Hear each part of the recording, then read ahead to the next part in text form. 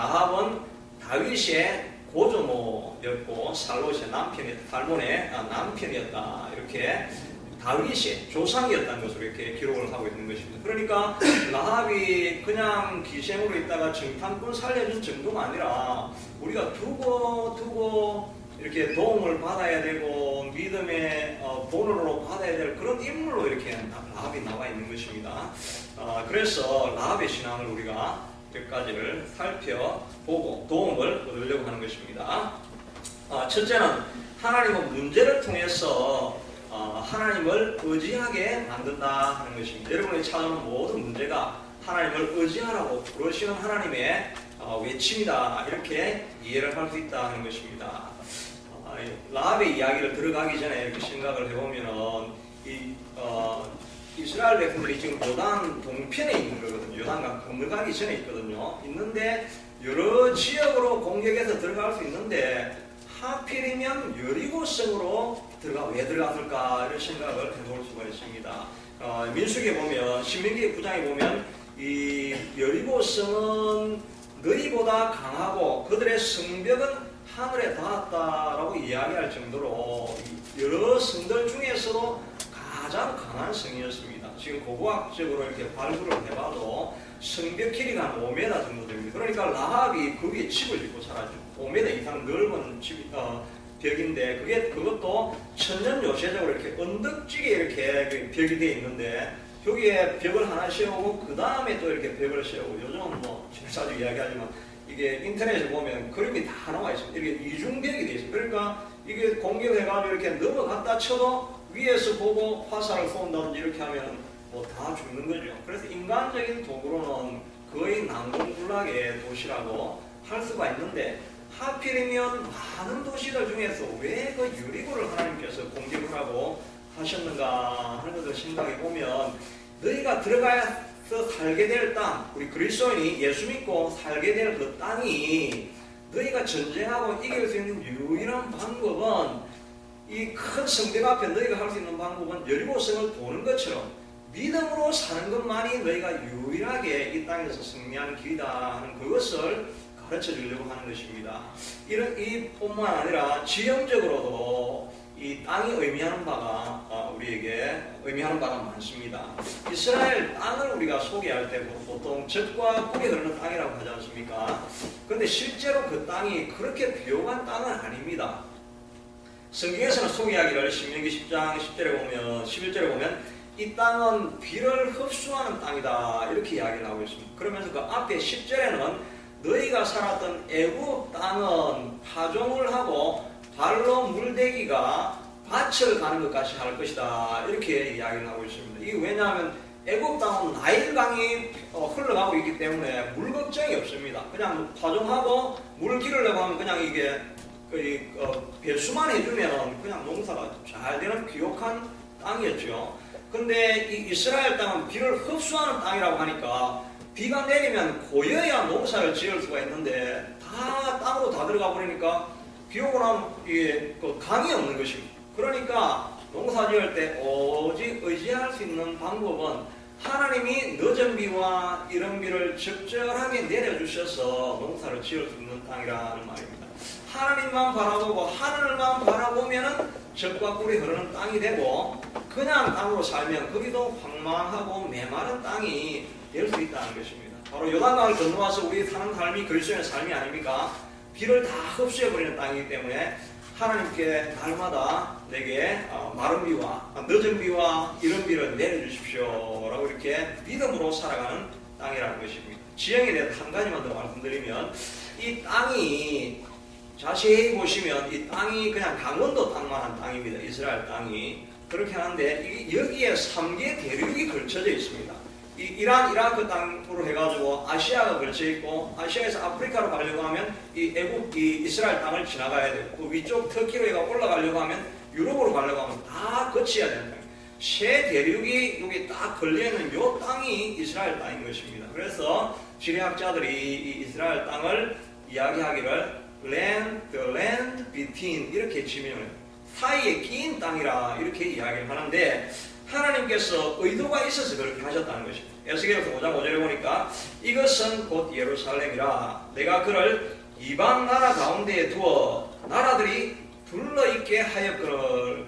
하나님이 일부러 그냥 우연히 그 땅을 차지한 것이 아니라 그 땅을 통해 가지고 3개 대륙이 걸쳐 있고 바벨론, 애굽 큰 제국들이 둘러싸게 내가 그 사이에 두었다라고 하는 것입니다. 그래서 그 지형에 살아가면서 사람들이 힘이 없으니까 너희들이 바라볼 것은 제국들이 늘 호시탐탐 노리고 있기 때문에 나만 의지해야 그 땅이 살아갈 땅이다 하는 것을 가르치기 위해서 그런 지형에 주셨다 하는 것입니다.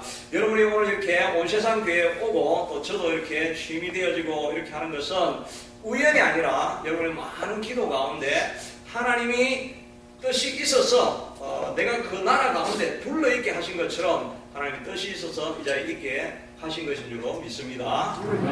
여러분이 지금 당하고 있는 어려움들이나 곤란이나 문제가 있다고 한다면 그냥 우연히 되어진 것이 아니라 하나님이 이방 나라 가운데 너희 나라를 둘러있게 하나님께서 문제 가운데 둘러있게 하셨습니다. 그러면 해결책은 어디에서 나옵니까? 하나님께로 갔다. 하나님 왜 내게 이런 문제를 찾아오게 했습니까? 라고 하나님 앞에 물어야지 재수가 없어서 우연히 이렇게 하면 문제가 끝까지 안 풀린다는 것입니다. 그러므로 우리 구원받은 신자들이 살아가야 될 그 삶의 가장 기본적인 것은 하나님을 모든 형편에서 의지해야만 살 수 있는 땅이다 하는 것입니다. 신앙생활을 비유할 때 초하고 그 승냥하고 호롱불로 이렇게 비유를 하기도 합니다. 승냥은 확 타오르지만 자기를 태우기 때문에 금방 들어버립니다. 그런데 호롱불은 조그만 것이라도 자기를 태우는 심지를 태우는 것이 아니라 기름을 계속 태우기 때문에 계속해서 탈 수가 있는 것입니다. 우리도 하나님 앞에 봉사하고 헌신하고 또 믿음의 생활을 하려고 하는 걸 내 힘으로 하려고 하면 자꾸 힘들어지고 짜증이 나고 다른 사람 불평이 나고 하는 이유는 공급받는 것이 없이 공급되어지는 기름이 없이 내가 하려고 하니까 점점 쪼그라들고 힘이 들고 메마른 삶을 가게 된다는 것입니다. 그런데 우리가 호롱불처럼 성령의 기름을 계속해서 받으면 멈추지 않고 계속 탈 수 있다는 것입니다. 그러니까 여러분 생각해 보십시오. 여러분이 교회에 와서 받은 은혜가 없으면 은혜가 지금까지 경험해봤는데 내가 받은 은혜가 없고 말집에도 말씀 묵상하는데 내가 깨달은 바가 없고 이러면은 여러분의 삶이 지금 굉장히 황폐해 있는 상태인 것입니다. 그럴 때는 하나님 앞에 와서 또 집에서 부러지셔서 하나님이여 내가 마른 비와 이런 비를 내려주셔야 내가 삽니다 라고 이렇게 구해야만 된다는 것입니다. 그래서 예수님께서도 요한복음에 보면 이렇게 말씀하시기를 명절 끝날에 예수께서 서서 외쳐 이르시되 누구든지 목마르거든 내게로 와서 마셔라. 믿는 자는 성경의 이름과 같이 그 배에서 생수가 흘러나리라. 찬송이 있죠. 누구든지 목마르거든 내게로 와서 마셔라. 나를 믿는 자는 성경의 이름과 같이 그 배에서 생수의 강이 흘러나리라. 이 찬송 우리 주일학교 때 다 불렀죠. 세대 차이가 나가지고 이런 찬송 불렀습니다. 도대체 제가 세대를 지금 가늠할 수가 없습니다. 얼굴을 봐서는 다 30대인데 나이는 당연히 저보다 많다고 하니까 이해가 잘 안 되지만 이게 옛날에 주일학교 때 우리 참 많이 불렀습니다. 참 많이 불렀어요. 많이 불렀는데 이 신자의 삶의 가장 이 기본을 말해주는 거죠. 생수의 강이 목이 마르거든 예수님께 와서 생수를 마셔야 우리가 살 수 있는 사람들인 것입니다. 생수를 마셔야 얼굴에 생기가 나고 기쁨이 있고 교회 생활하는 것이 흥분이 되고 즐거움이 될 수가 있는 것입니다. 이건 목회 생활에도 꼭 마찬가지라고 이렇게 할 수가 있을 것입니다. 저도 설교를 준비하면서 내가 자료가 많으니까 설교가 잘 되겠지, 또 옛날에 내가 설교했던 자료 이런 거 해가지고 하면 잘 되겠지, 그렇게 하는데 정말 그렇게 하면 힘들어집니다. 자료 의지하면은 이게 꼬이고 해가지고 이게 옛날에 잘했는데 분명히 옛날에 영감 있는 설교였는데 그걸 가지고 또 하려고 그러면 이게 안 됩니다. 그러니까 마지막에 가가지고 하나님이 큰일 났습니다. 하나님 꼭 좀 도와주세요. 이렇게 하면 제가 거의 마지막 20분에 설교 다 보실 때가 굉장히 많습니다. 그렇게 하시면서 하나님께서 말씀하시는 게, 야, 깜짝 놀랬지. 그러니까 너 20분 만에 설교 준비했잖아. 누가 한 거야? 내가 한 거야, 내가. 네가 설교 준비하는 게 아니고 내가 하는 거야. 이걸 가르쳐 주시려고 하나님께서 이렇게 자기를 끝까지 의지하고 답답해가지고 부러지게 할 때까지 하나님께서 기다리신다는 것입니다. 여러분 삶의 생기가 흘러넘쳐나려고 하면은 하나님을 찾아야 된다는 것입니다. 그래서 이사야서 40장 31절에 보니까 여호와를 악망하는 자는 새 힘을 얻으리니 독수리에 날개치며 올라감 같을 것이요 다른 막질하여도 피곤치 않겠고 걸어가 아무리 오래 가도 여러분 곤비하지 않은 힘이 여러분에게 임하게 될 것입니다. 그래서 제가 여러분들에게 말씀드리는 게 예배를 여러분의 삶의 센터로 삼아야 된다는 것입니다. 주일에 한번 와가지고 잠깐 세상 일하다가 잠깐 와서 예배 드리고 돌아가는 장소가 아니라 여기가 센터가 돼야 됩니다. 예배가 센터가 돼야 예배에서부터 모든 일주일 동안을 살아갈 힘이 나오는 것이기 때문에 아무리 바쁘고 분주해도 이 시간에 예배 시간을 우리가 소중하게 여기지 아니하면 나머지 6일이 허사가 된다는 것입니다. 제가 새벽기도에도 이야기했지만 사람들이 일주일 살아가면서 한국 사람이 하루를 살아가면서 웃는 시간이 10번 웃는데 한 번 웃을 때 8초 50 정도 있는다는 거죠.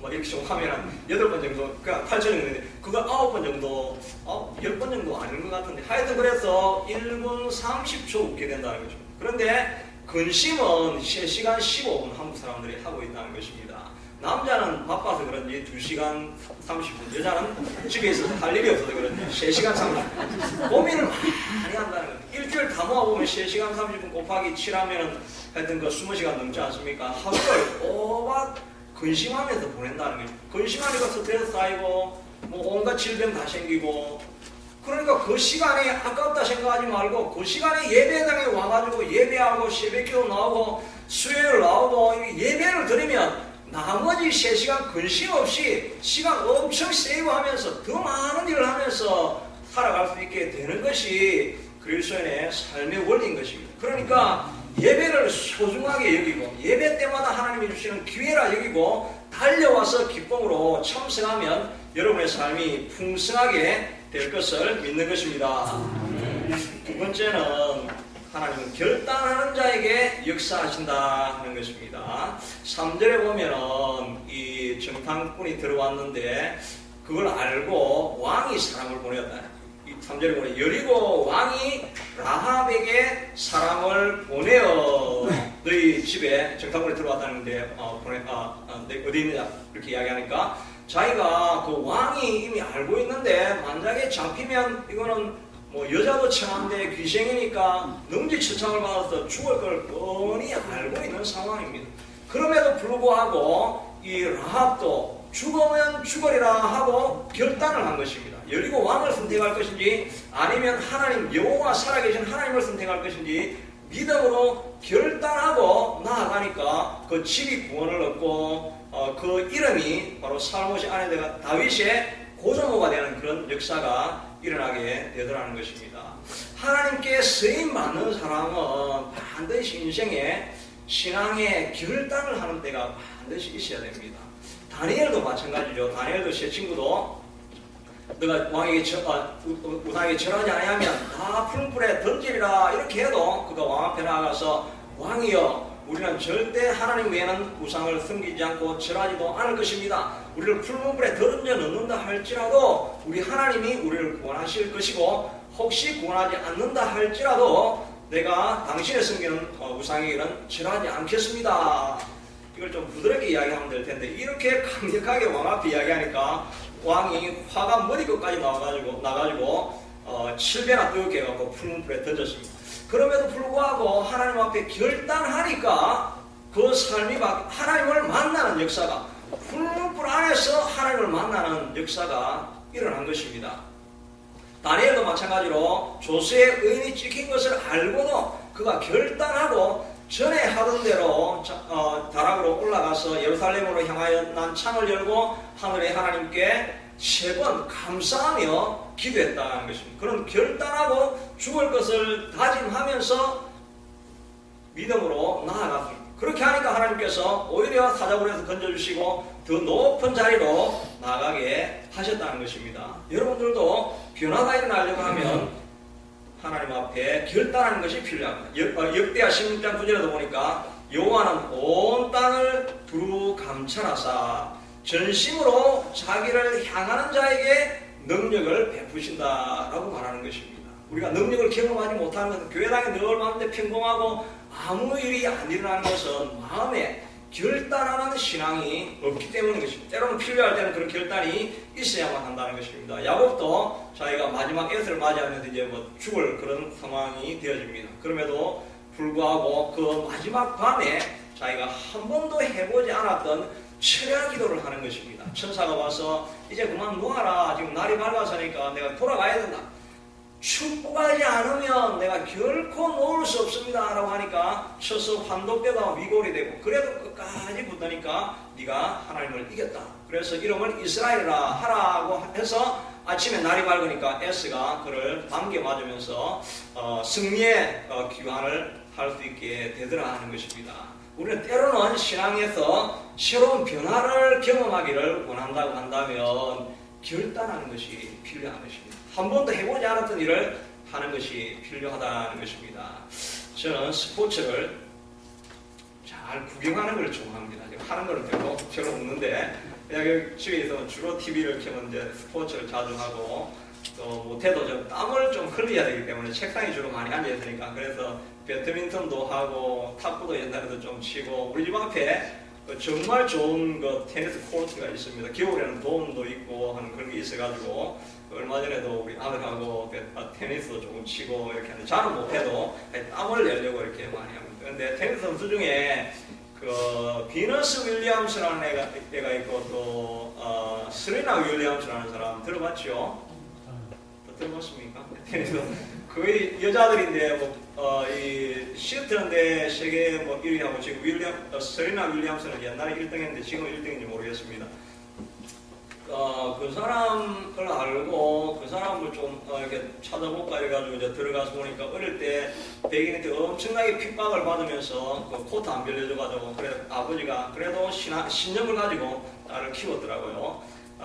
그런데 그 사람 서리나 윌리엄스의 그 웹페이지에 페이스북에 제가 들어가 보니까 거기에 이런 글이 이렇게 맞춰져 있더라고요. 지금까지 한 번도 해보지 못한 일을 하기를 원한다면 지금까지 한 번도 해보지 않은 일을 해야 한다. 이게 정말 단순한 질문 아닙니까? If you want something you have never had, then you have to do something you have never done. 다 이해하셨죠? 우리 교회 수준이 보통 이 정도 될 줄 믿습니다. If you want something you have never had, you have to do something you have never done. 너 해보지다. 어떤 걸 네가 갖지 못한 걸 가져보려고 하면 네가 한 번도 안 해본 거를 해봐야 1등이 될 수 있다는 것입니다. 우리의 삶의 변화가 일어나고 우리의 가정의 변화가 일어나고 또 내 비즈니스의 변화가 일어나고 교회의 변화와 개혁과 또 부흥이 정말 일어나기를 원한다고 한다면 내가 한 번도 안 해본 일을 해야 하는 것입니다.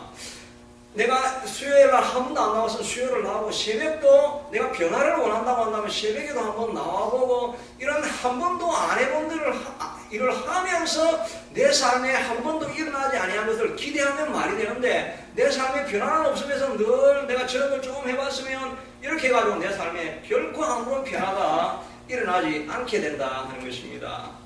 목사님이 목회를 이제 지쳐서 그만둘 생각을 이렇게 하시고 있었습니다. 그러다가 자기가 이제 좀 휴양을 하면서 마지막 정리를 하고 그만둬야 되겠다 이렇게 해서 전남 영광에 있는 그런 교회를 찾아갔습니다. 시골 교회였는데 이제 아는 집이 있어서 좀 시골에 쉬면서 또 목회자니까 새벽 예배를 나가서 새벽 예배를 하는데 노인들 몇 분 앉아 있고 별로 목사님 설교도 시골 목사님 설교니까 목회자가 목사님 설교들이 잘 안 들리니까 그냥 듣는 둥 맞는 둥 하고 이렇게 있었는데 예배 시간만 마치면 한 할머니 한 분이 이렇게 딱 중간에 앞에 오셔가지고 요 앞에 딱 서가지고 항상 하는 말이 정식으로 믿겠습니다. 정식으로 믿겠습니다. 이렇게 하시는 거예요. 이분이 보통 좀 오래 다닌 신자 같으면은 내가 온전한 마음으로 주를 섬기겠습니다. 이렇게 거룩한 말을 해야 될 텐데 초신자니까 그냥 정식으로 믿겠습니다. 정식으로 믿겠습니다. 이 말을 자꾸 하시는 거예요. 처음에는 거의 되게 귀에 이렇게 거슬리는 거예요. 저도 요즘 새벽에 와가지고 좀 여러분들이 지금까지 잘 안 경험하셨던 거 하고 있잖아요. 제가 앞에 나와가지고 계속 그냥 기도를 합니다. 그냥. 왜냐면 제가 주변에 다른 뭐 어떤 이렇게 인터넷 집회를 다 가도 예배 시간에 그냥 이렇게 교회마다 좀 성향이 다르게 지금은 거의 대다수가 옛날에는 장로교나 순복음이나 뭐 다 상관없이 지금 거의 다 공통적으로 예배할 때는 반드시 기도할 때는 주여 한번 외치고 이 장로교만 그 순복음만 그런 게 아닙니다. 이 장로교가 거의 다 그렇게 해요. 이게 장로교만 그런 게 아니에요. 이게 다 수출이 다 됐어요. 수출이 다 돼서 LA에 가면 외국인 교회인데 예배 시작할 때 주여 하고 God come help me 이렇게 주여 come help me 이렇게 하는 사람들이 처음 가가지고는 주여가 한국 사람도 주여가 무슨 말인지 못하는데 나중에 보면 그게 다 한국에서 하는 주여예요. 영어로 Lord 이렇게 하면 별로 이렇게 뭐가 느낌이 안 오는데 외국인도 주여 하면 이렇게 느낌이 오대요. 그래가지고 LA에 가면 그런 교회들이 진짜 외국인 교회가 그런 교회가 있습니다. 이렇게 주여 하고 이렇게 하는 교회들이 한국의 좋은 영성이 이렇게 전달이 되어진 것이죠. 우리가 좋은 것이면 그날을 떠나서 이렇게 같이 배울 것이는. 그래서 저도 앞에 나와서 어떤 분은 저도 마음의 생각이 지금 좀 불안하긴 합니다. 어떤 분은 조용히 기도하시길 원하는데 제가 막 앞에 떠드니까 이래나 저래나 이제 제가 치마하면 이제 제목해를 드니까 그냥 나를 포함지면서 그냥 하는 거야. 그냥 하는 거예요. 그냥 실험진물이 어떻게 해요? 제가 나가겠어요. 그냥 주여 하는데 이게 주여 하는 것도 내 마음대로 안 됩니다. 이거 앞에서 기도하는 것도 내 마음대로 안 돼요. 어떤 때는 기도할 때는 정말 성령이 나를 이렇게 인도하시면 그때는 정말 기도하면 내가 1시간이라도 앞에서 외치면서 기도해도 힘이 하나도 안 빠질 것 같은 그런 때가 있습니다. 근데 조금 제가 절제를 하고 밑에 내려서 기도를 하겠는데 어떤 때는 또 기도하면 정말 내가 막 나를 쥐어 짜는 것 같이 하는데도 소리가 안 나올 때가 있어요. 이게 해야 되는데. 그냥 앞에는 막 소리치고 내려가도 내가 무슨 말을 했나 이렇게 생각이 들 때가 있고 성령의 인도하심이 있을 때가 있다는 것입니다. 하여튼 이 할머니가 정식으로 기도하겠습니다. 이렇게 이야기를 하니까 자기가 이제 자꾸 들으니까 그 말이 이 목사님의 마음에 박힌 것입니다. 박혀가지고 내가 정말 정식으로 목회를 해봤나? 그만두기를 떠나서 내가 정식으로 이제 신방할 때 진짜 내가 진심한 마음으로 그 가정을 위해서 복을 빌어봤나? 예배할 때 메시지 전할 때 정말 사람 앞에 하는 것이 아니라 정말 내 마음에 하나님 앞에 주의 양떼를 기르는 마음으로 예수님이 살아가신 것처럼 정식으로 내가 성도를 사랑해봤나? 내가 기도할 때 병자를 위해서 기도할 때 내 아픔인 것처럼 정식으로 기도해봤나?